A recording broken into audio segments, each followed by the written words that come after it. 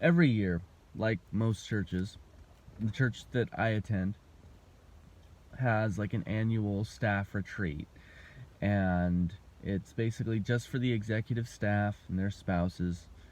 Um, and they go off and they do kind of decompression from the previous year, wins, losses, and then just vision casting about what they believe God is leading them to, and dreaming about the following year, whatever's coming up and such, and thinking about like major events that are coming up, whatever. And so we did it this year. It's just the four staff members that are a part of our church, including my wife. And so we went out and we did the same thing. We're talking about this past year, and the question was,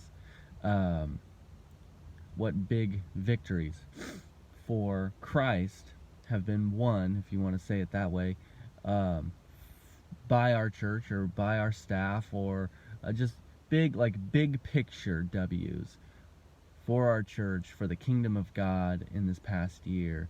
And something that was brought up is the fact that we have the exact same executive staff roster, 2 consecutive staff retreats in a row. Nobody left, nobody added, nobody replaced, anything like that. We've had the exact same staff 2 years in a row, and in fact, actually, 3 really, because of the fact that we did add 1 staff pastor over the past 2 years, but we haven't replaced or lost anyone. And that's enormous. The average staff tenure in Christian churches in America is 18 months. Senior pastors, it's 2 years. Worship pastors, it's about 15 to 18 months. The cornerstone of ministry is trust. The cornerstone of any kind of really relationship, obviously, is trust, but specifically ministry, you're supposed to be able to speak into the spiritual lives of people and to minister to their emotional or their spiritual needs, and teaching and correcting their doctrine. How are you supposed to do that without trust? And one of the things that's most frustrating, if we want to say it that way, about trust is it's a very slow growing plant. It does not grow as quickly as we would like it to in instances, and that's one thing that a lot of new ministers tend to struggle with, or newly minted ministers in specific positions tend to struggle with, is that they want trust, but they want it now, not later. And so, quite frankly, they try to institute new changes, and they try to do a lot of things they shouldn't be doing in order to make a name for themselves. Like, most institutions are this way. Like, it's obviously not unique to the church. It's true in the military. It's true in every school system. It's true everywhere that it's common that people will try to overcompensate for a lack of trust with aggression and lack of subtlety in things of this nature that'll just try to stamp their ministry, their tenure, their whatever in a particular way, and it doesn't work. I think that actually might be feeding kind of the recidivist lack of tenure that is common in ministry. People don't want to build trust. They would rather build names. They would rather build reputations. They'd rather build fame, things of that nature. And quite frankly, you don't need trust to have fame. You don't need trust to have spectacle and bright lights and things of that nature. And so there's a culture in Christian ministry of you're constantly making changes in a ministry only to hand that off to the next guy, who then is now boxed in and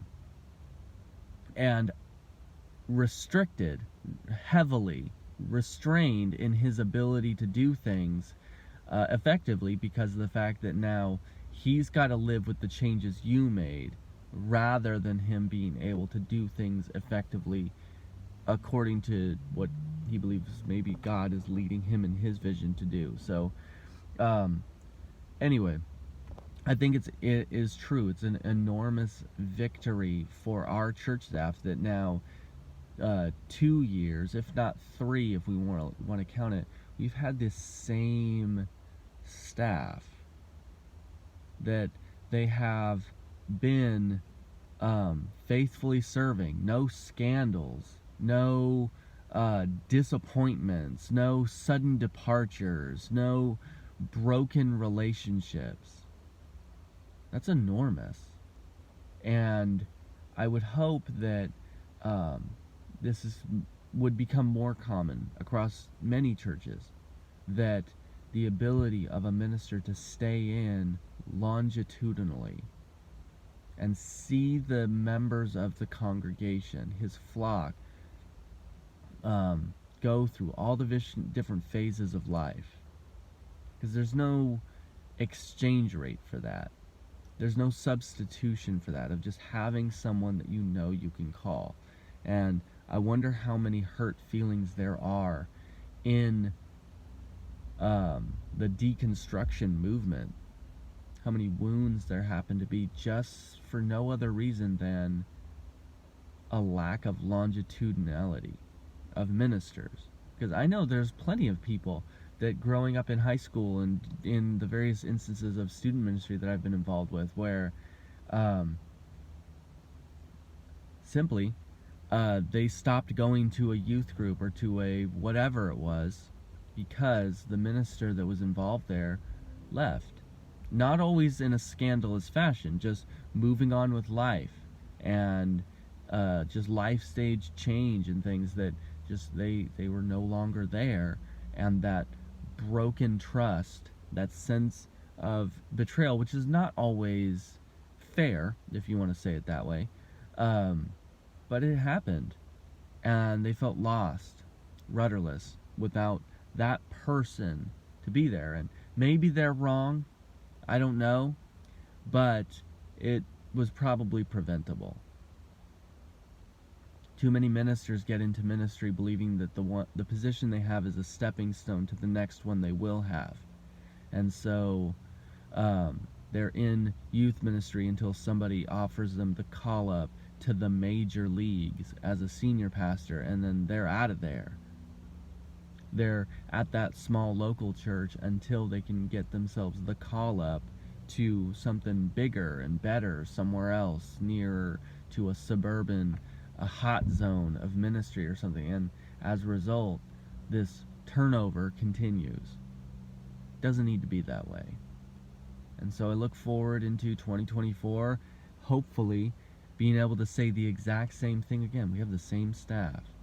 We have the same trust-built relationships with the people that are leading our church, and that they trust us to make good, wise decisions because they've seen us over time making good, wise decisions. I hope that'll be the case in 2024 and in 2025 and into the future, as our staff at our church continues to faithfully serve our church, and that will become more of a benchmark than it is now.